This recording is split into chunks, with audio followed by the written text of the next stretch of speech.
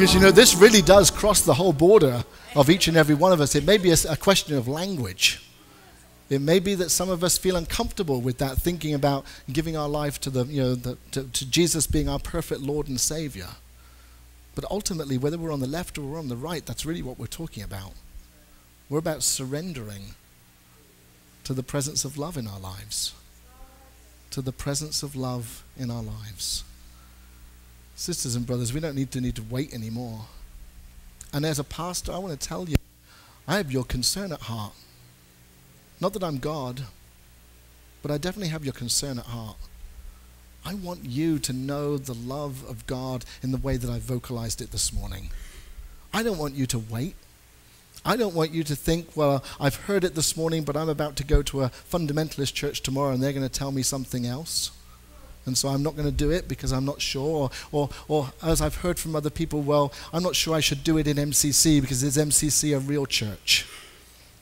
I want to tell you, if this is not real church, if this is not real church, then I don't know what real heaven looks like. This is real church, sisters and brothers. That's what we're doing here this morning.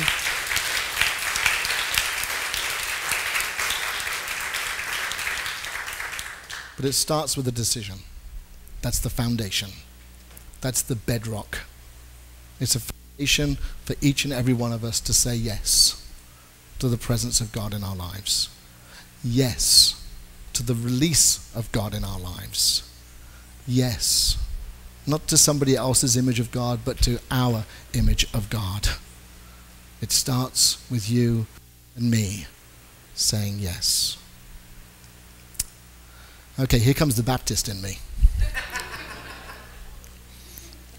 Oh, you know, Mormon, Baptist, you know, all of those good things. There's nothing better than saying yes this morning. Yes, now. All to Jesus I surrender. Humbly at your feet I bow. I will ever love and trust you. In your presence daily live. I surrender all.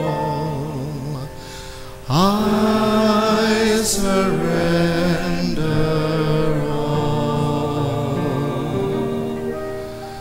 all to thee, my blessed Savior, I surrender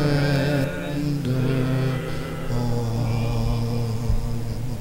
And we'll ask Jane to continue to play. Don't do this often in MCC. Perhaps we don't do it often enough. Although I have to say that I believe that communion is an altar call every single Sunday where we have to get up out of our seats and come forward and receive of the life of Jesus. But every now and again we take a moment in our worship where we invite you to come.